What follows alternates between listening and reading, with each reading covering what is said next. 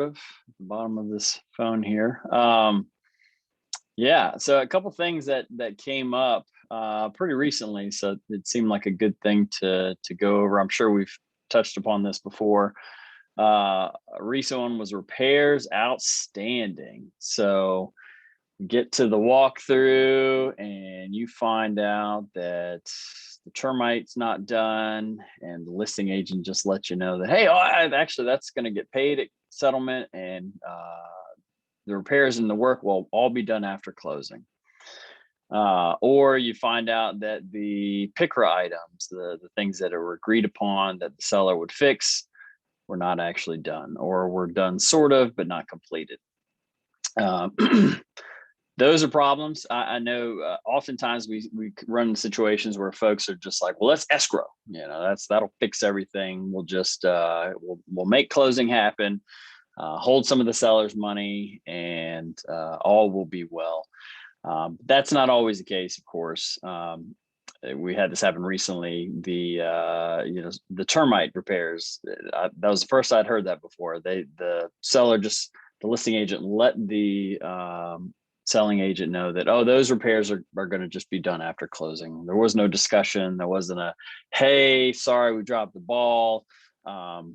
The contract, paragraph 13 B3 requires that those repairs needed pursuant to the termite and moisture report, those be done completed. Those work would be complete before the walkthrough. So upon realizing that the contractor wasn't going to be able to get out there, or maybe was unwilling due to the level of work to do it all in advance without sort of a promise of getting paid. That discussion should have happened earlier. Hey, this is the situation we have. What can we do to remedy it? Fortunately, the agent called us, which is always a good call. So we chatted with them, and the things in those instances when you come across when repairs are not done, first thing you want to do, I think you want to get an amendment or addendum to the contract to keep everybody in the contract. So there's a common misconception that a seller has a little bit of wiggle room in the contract to get some repairs done, but that is not there, and I know all of you know that. The only wiggle room provided, those 10 days would be for loan defects or title issues. So outside, repairs aren't included under those circumstances. So, in this case, if you want to make sure that, everybody's still under contract, the best way to do that is to get an amendment or an agreement in place. Then also what you want to do is explain the risk to the buyer. So if it's your client and they're thinking about, hey, let's go ahead and complete closing, we'll have these items taken care of after closing. That's a discussion that, there are some risks involved in that. And that discussion needs to be had with the buyer. They need to understand that, oftentimes the biggest motivator for the deal is the closing, and people will move mountains in order to make things happen before the closing. Once the closing takes place, the pressure is off somewhat. And I've certainly seen that, what was very high on the list of priorities becomes less so after closing. People are hounding the contractors maybe a little less to get the work done once the closings take place. So, buyers need to understand that, first in the conversation I'll have at the closing table is, are you comfortable with, let's say these items, the things that are not done, if let's say the work doesn't get done for a little bit, are you comfortable with that? And so it's going to depend obviously on the type of repair and the situation that the buyer's in. If they're out in the parking lot with the moving truck and they've been sleeping in their car, that certainly presents a different scenario than folks that have another home. They're renting through the end of the month, and it's not obviously an issue for them to delay closing by a couple of days. So that discussion needs to happen. One, how comfortable you are, assuming the risk under these circumstances. Also, in worst case scenarios, if the repairs aren't done, let's say the contractor just ghosts and this work never ends up getting completed, well, then the burden falls to the buyer to make sure that everything gets done in accordance with the contract. And fortunately, you'll have an agreement where the seller has promised to do something, but the burden to enforce that promise then falls on the buyer, and that's not included in the scope of what we do. We get that call sometimes where, hey, we want you to sue the seller. Let's make this happen. Like, well, that's, we were contracted to conduct the closing. Those things are going to be, outside of closing, and we'd have to have a separate representation agreement, and there's a different process involved with that altogether. So buyers need to understand that risk. Another conversation that needs to happen is with the lender. We had it just recently where some roof repairs weren't done, and everybody's discussing escrow and let's make this happen. And nobody thought to tell the lender. So we mentioned it to the lender, and they said, absolutely not. Sometimes lenders are okay with escrowing, and they'll be the ones holding the escrow. They want to have some oversight in that process. Some are okay with us doing the escrow. Okay, yep, fine. We've got an invoice. Everything looks good. But then in this instance, the lender was absolutely not. We will not authorize closing until that work has been completed. So, that's a discussion that needs to take place. The lender needs to be looped in on that process. And then I have, of course, talked to the attorney.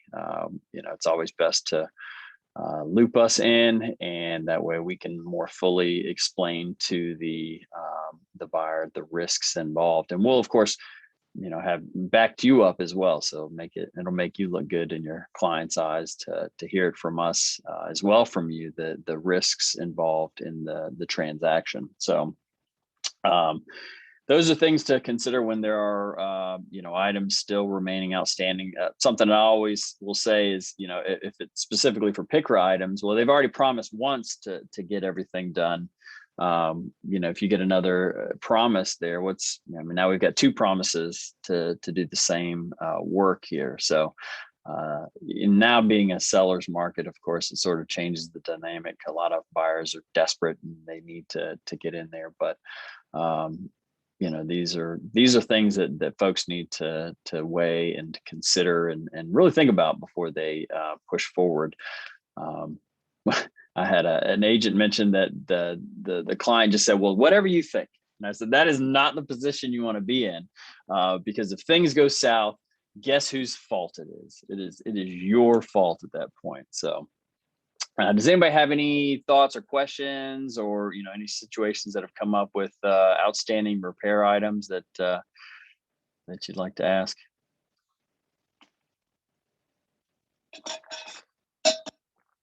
Sounds like all hearts and minds clear. The only other. More.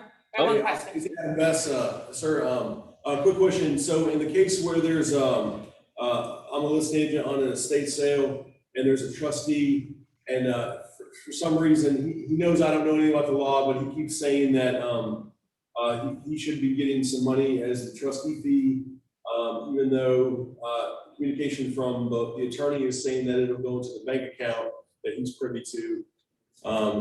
And I've told him multiple times, that's between you and the attorney. He knows I don't know anything about the law.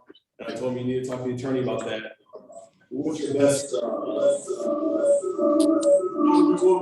practice on that?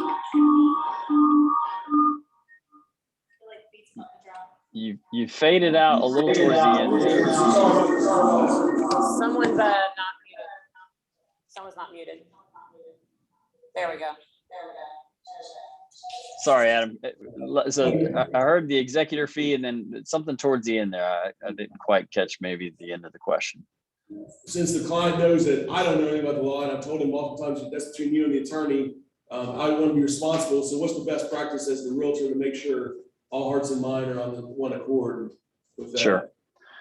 Yeah, I think, as it relates to the executor compensation, if the sale, is the sale being taken, is it taking place through the estate? Is the executor signing as the executor of the estate of such and forth?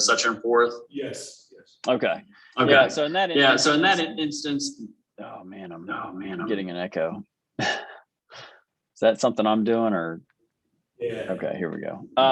So in that instance, everything's going to be run through the estate. So once it gets to closing, instead of the checks being paid to the different heirs, it sounds like it's just going to be made payable to the estate. And in that instance, the executor would deposit it into the estate account.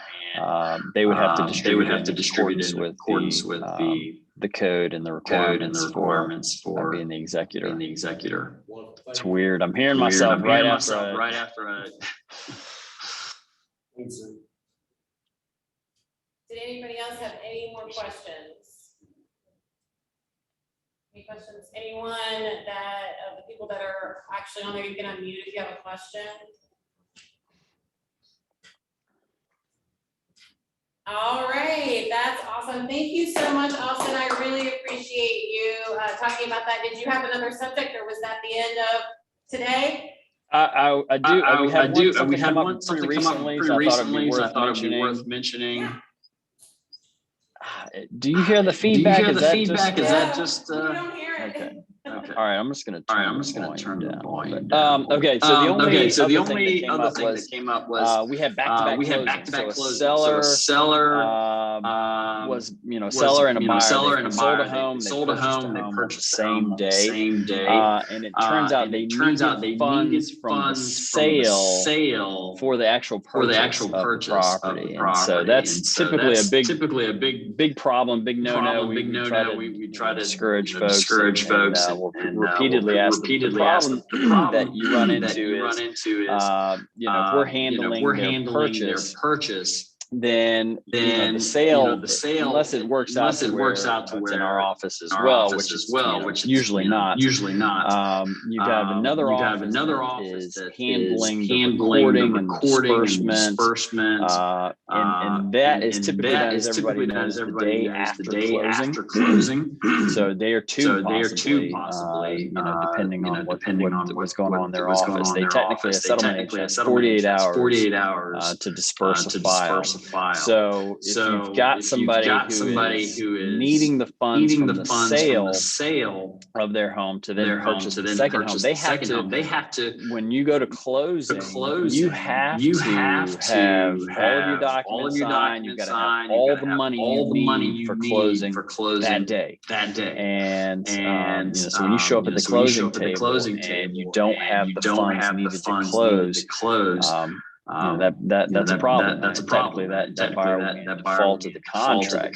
Failing to have the requisite funds needed to close, is a big issue. And could run into a situation where, say, the seller of the home that they're buying needs those funds in a certain amount of time to do what they need to do. And really, we're dependent upon the other side or actually whoever's handling the closing and sale of the property to get those funds to us. So that's a big problem. And I think anytime you're in a situation like that where you've got a client who's selling, turning around and buying, you want to find out, okay, do you need these funds? Is there any chance you're going to need these funds to complete the closing? And if so, then that you need to give yourself enough window to not have a buyer that's basically in default of the contract on the closing day. So typically we see that done with seller rent back, sell, but allowed to stay in the property for another couple of days until the purchase of the next one, or an early possession agreement. So there's different ways, obviously, to deal with that. But it's a big problem. When they get to the closing table and find out we need to reach out to whoever's handling the buyer side on the other contract to get those funds sent over, possibly having them sent over to us, or they picking up a check. Some offices don't wire proceeds. So if they're picking up a six-figure, five-figure check from another office, and they have to go to their bank to deposit that check. That bank may put a hold on those funds for who knows how long. So all of those are big problems for folks that need that money. So that's just something that came up recently, and felt like it'd be a good idea to run over. over. Any questions on that? Any questions on that? Any questions here on that? No, sir. Any questions online, guys? Anyone have a question? You can unmute. No? All right. I guess it was pretty good explained. Okay. Okay.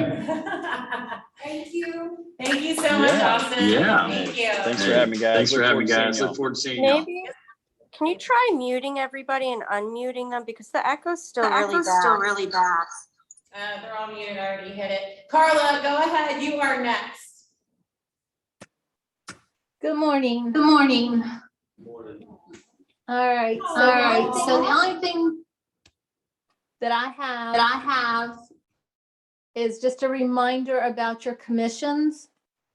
A lot of the attorneys especially are going back to issuing checks or charging $35 for a wire.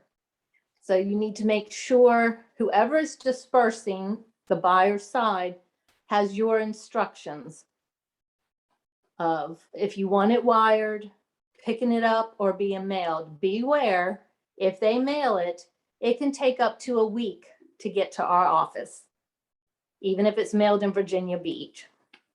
So I just want you to kind of be aware of that because I cannot process your commission and pay you until we've received the funds. And that's it. That's all I got.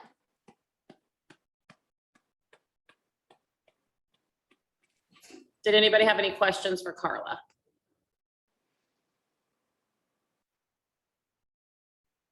All right, Lucy. I'm going to piggyback on what Carla had to say regarding your commissions and finishing your files. Please, please, please, please, please take time before closing to go through your transaction. Make sure you have submitted everything in all of your checklists and that everything has been approved up to that point before closing. I should not be getting a submission 2 days after closing with 10, 12, 15 documents that I have never seen and that have not been reviewed prior to closing. If there are problems, it becomes exponentially harder to get anything corrected after closing, and that puts us all at risk. So I just really, really want to reiterate that you really need to take care of your transactions prior to closing. If you have any questions about any documents that have been returned or anything about what needs to be in your transactions, please reach out. I'm happy to help you with that. We don't want to hold up your commissions in any way, but having to go through 15 documents after closing should not be a normal occurrence, and it's becoming more and more normal. So there's that. And additionally, please do not submit random documents for transactions that you don't have a ratified contract or a fully signed listing agreement for. I don't want to see a PICA exemption because you know you've written an offer that doesn't have a home inspection contingency attached to it. So you're going through and it's like, well, I'm not going to need that, so I want an exemption on that and submit it. Well, there's no binding contract. There's nothing ratified to support the exemption of that document. So if you submit something like that and there is not a ratified deal to back it up, I'm going to send it back and say, I'm sorry, but there is no supporting documentation to authorize this exemption. So just be aware that things aren't going to just slide through because you're on autopilot and clicking submit. And I don't want to cause frustration and angst, but I want to keep us all legal and out of realtor jail. So those are my two big things. Anybody have any questions for me?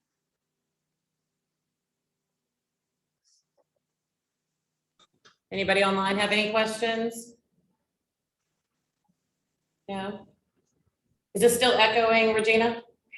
No, it's much better. And actually, Lucy, I wanted to say thank you for helping me with my complicated deal and getting the the buyers all changed out with lenders afterwards. I really appreciate your help with all that forms. Absolutely. Glad I could help. All right, so a couple things I'm going to talk about, and then we'll do birthdays, anniversaries, and recognition. One of the things that I want to tell you guys about is on Tuesdays, you guys can see, let me move over here.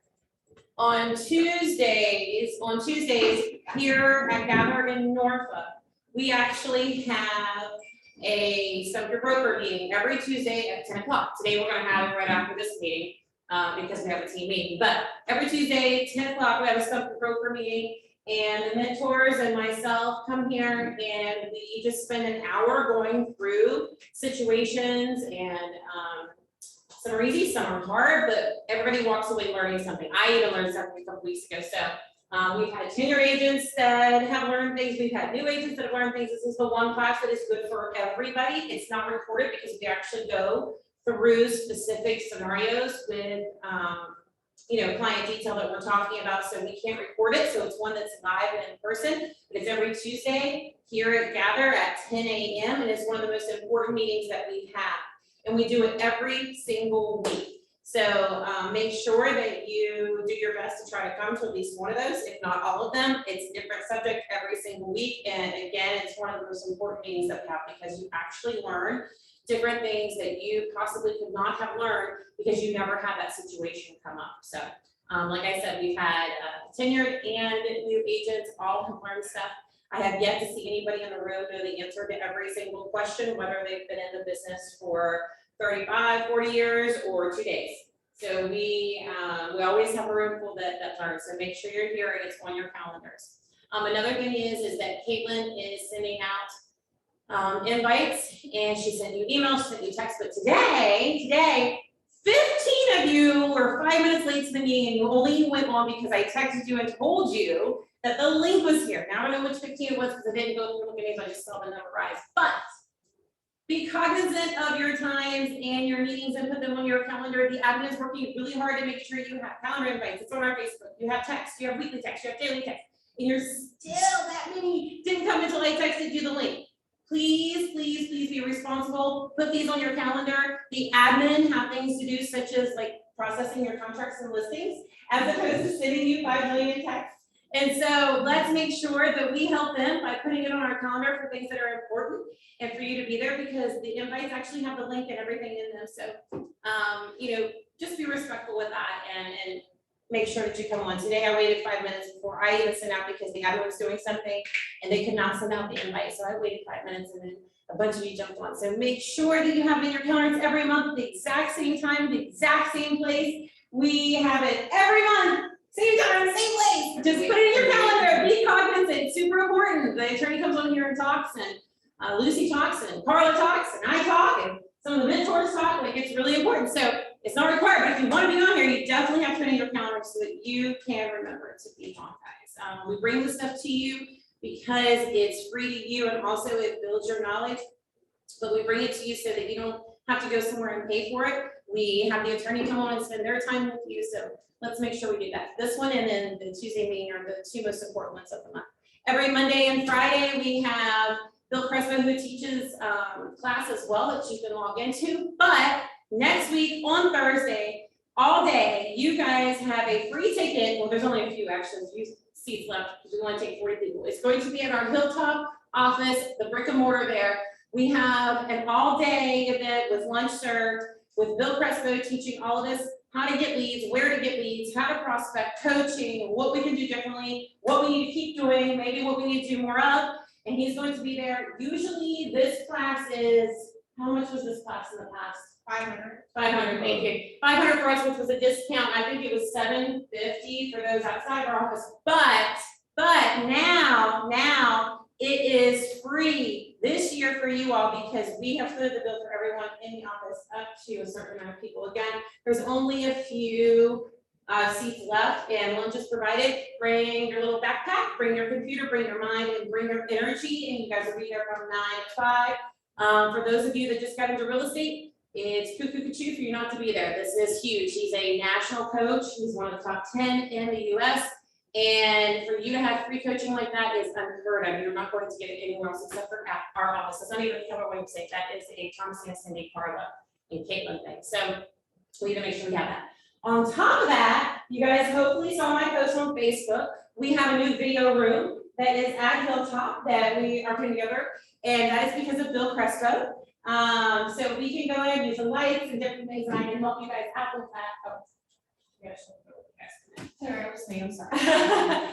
We gotta, so we can help you out with that, but we wanna make sure that you know how to use it, so just, get with me if you wanna come in, I'll help you with it, I'll help you, go through and see how everything works. You can use your iPhone, you can use Smooth, you can use camera, whatever you want, but all the equipment is there, it's really nice and easy to hook up, and it's all with a touch of a button. So I'm happy to set up times for you guys to utilize that to make your videos, your marketing, and different things that you want. It's already set with exact perfect lighting. It's amazing. And it took a minute to do it. So I just want to make sure you guys know not to move anything, how to do it. So just schedule with me and I will take you in there and you can have as much time as you want. But I'm happy to do it with you and show you how to do it. And then from there on out, obviously you can use it whenever it's available, which is really cool. Another thing is we have a lot of listings that are coming to the market, which is really good, but that means the market must be going through a little bit of shift. So start making your calls to the expired, withdrawn, for sale by owners. We just got a ton more listings this past week, which is an influx of what we used to have. So obviously, there's a little bit of a shift there if your kids went back to school. So go ahead and start making your calls, super important. If you haven't signed up for Off City, make sure you sign up. Ojo, I sent that out a couple weeks ago. I think it's full now. Those are leads, only a certain amount of people can get in, and I think it's full, but keep checking of our area. Don't just put in Virginia Beach, put in different zip codes. Chesapeake's up there, Newport is, Williamsburg if you want, wherever you live, North Carolina, for those of you that have a North Carolina license. For Ojo, because I believe Virginia Beach is already filled up. We had to jump on it really quick. That's why I sent it out. And that day, only 4 people signed up for it. So you guys missed out on that because that day they handed out 57 leads. The day I signed, they handed out 57. As far as Ox City, Gail, are you on here? I don't know if Gail's on here. Anyway, Gail has closed 5 Ox City leads. Gail also got another lead from Ox City that had 3 leads attached to it. Right? Charlene, are you on here? Charlene has also got a couple coming up hers for rentals. Now, just so you know, once you close 3 with Op City, they start giving you a lot better. They give you a lot better leads. But Charlene is getting ready to close a couple of rentals just so she can get her 3 done and be able to get bumped up into the next year. All of Gail's were actual closings, but Gail had a little bit more stats that she was able to put in whenever she got hers. So for those of you that don't have all the stats that to pay, once you close 3, they'll give you more, which is really great. But let's see, I don't want to say year to date, I guess year to date, we only had a couple months, but we have handed out over $22 million worth of leads in volume, and we're already closing them very, very fast. It hasn't even been 90 days yet, and we have 7 closings and more already on the book. So that's pretty good within 90 days. I'm super excited about it. So make sure you do that. Those leads are something that we have paid I paid your fee to be able to be on it whenever you sign up. I pay for that, and then that percentage that they take, which is anywhere from 32 to 38%, it says it really goes back to them. It doesn't come to our broker, it's not anything that we make the money off of. I just went and paid for it for you guys to have leads. So make sure you take advantage of it. Same with Ojo. And if you need those links, look back in your text, they're on there. And if not, you can talk to a mentor. They can hand it out to you as well. But definitely jump on it. Like I said, if Gail's on here, I was going to have her do a little testimony on it because she has just blown it out of the water. And she has been texting me like crazy about how great they are. So that's awesome. Now I'm going to just share my screen real quick because I want to go through and just do some recognition. While I get this up, do we have any other questions or anything that you want to talk about that maybe we haven't went over yet? Yes. Yeah. I would like to make an announcement if I can. Go ahead. So y'all have been asking and begging and pleading, and I figured this would be a pretty good platform to share it. I have been able to secure CMP appraisers to come and talk to our group at Gather Virginia Beach, the big room, October 6th at 10:15 a.m. So make sure y'all get your heinies in there to come and hear how appraisers actually do their job. Woohoo! She said Heine. She said Heine. It's recorded and it's up there. She said get your Heine in here. We've heard it here, guys. That's about as much cursing as Jordan does, so Heine it is. She's excited. All right, go ahead. Yeah, just a comment, for those agents that were complaining that we didn't have one-on-ones, this is a great opportunity to stay here, to ask questions, to learn, and to see each other. Just come over here, it's not a big deal, it's 1 hour every Tuesday, and it's great, Yeah, I agree. it's great. I agree. It really is good. It's pretty fun. It is. I mean, it's, I've done it for years. Jordan is the one who encouraged me to bring it back. And it's been wonderful. I really have enjoyed it again. It's one of my most favorite classes that I ever do because you just never know what you're going to learn. Like I said, I even learned something 2 weeks ago, which I think is amazing. So definitely, yep, every Tuesday, get your tail here. Your Heine, get your Heine here. For Jordan, get your Heine here. Carla Cockrell, that baby is adorable on there. Look at Reese. That is Reese Irvay. That is Carla's newest granddaughter, and she is absolutely adorable. All right, so I am going to go through and just say the birthdays and the anniversaries and the recognition. So you can clap throughout, you can clap at the end, I don't care. Show your enthusiasm whenever you want. No holds barred. Happy birthday to Lily, Carla, Regina, and Liz. And then happy work anniversary to 1 year Raymond. 2 years Tim Shepherd. 1 year Nas. 1 year Mike Johnson. 2 years Monica. There's Carla's birthday. I'm gonna have more because people will comment on it. Then I want to go up to, oh, here's the room, guys. If you haven't seen it, I posted it, but it's right there. That's the room with the green screen that we have for the videos. And then let's go up to listing agent of the month, Noel for volume, Mary Francis for units, Gail for closing agent of the month by volume and by units, closing Tim of the month by volume, the Burns Group, and transaction, top listing team of the month by units, Munesh Nikita Holmes. Top listing team of the month by volume is Team Rockstar. Those are just more of the comments. I did have one, oh, here it is. Kara had another testimonial. Don't forget, all you have to do is copy and paste whatever your client had said and send it to me. Just make sure it's in a copy and paste format so that I can also copy and paste. I cannot retype the whole thing. So if you copy and paste and send it to me via email, I will always put these out for you guys and make them for you, and then you can share them. And then I also share them on the Keller Williams Facebook page, my page, and our internal page as well, so that you have it, and my broker page, so you get more exposure. So if you would like to have that, just email it to me, and you're able to get this usually within a week. I have it done for you. The other thing is, don't forget about Back at You Media.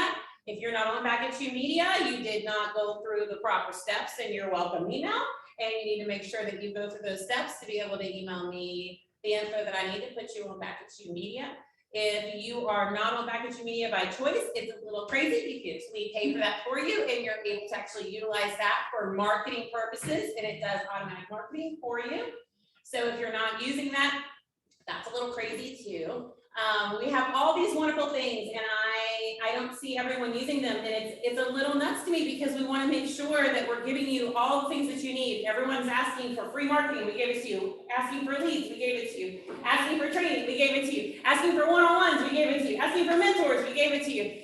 And only a certain percentage of you guys are actually using it. So when you ask for something, let's make sure that you actually attend and that you're doing, because we're doing all we can to get it out to you guys and make sure that we're having a happy, healthy, and intelligent brokerage, that we have a wonderful culture, and that we're able to really succeed together.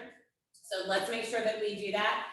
For those of you that can't make the meetings, most of them are recorded. Make sure that you actually sign up to the YouTube channel and that you actually sign up for notifications, so that you know every time we upload a new one that you're able to do it and see it. And it'll give you a notification saying, hey, here you go. Here is the new video that's been uploaded. And I think that is it. Is there anything else anyone else wants to talk about or bring up today, since we are actually running ahead of schedule?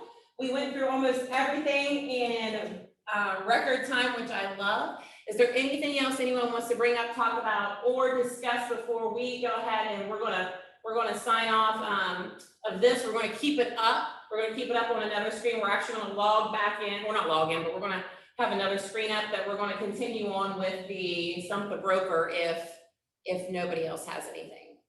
So Yes. see then, are we gonna open up the vendor minute, where if a vendor wants to speak to the agents every month, obviously they would talk to you first? Yep, it's still open. It hasn't been closed. It's still open. Yeah, absolutely. They just need to come to me and we'll be able to do that. Well, All right. Good? All right, guys, we're going to go ahead and say goodbye to anybody who wants to go ahead and log off of the team meeting. And then we're going to go ahead and we're just gonna stay up with the broker minute, or not broker minute, sorry, Stump the Broker. We're gonna break for 5 minutes. Everyone can grab coffee, and then we're going to start that. So at 10, we'll say 10:45. I give you 10. It's 10:45. We're gonna do Stump the Broker, and we're gonna be here. We're not moving. We're not going anywhere. Anyone else who's just going for the team meeting and needs to go, you may. And I hope you all have a great day. Bye, guys.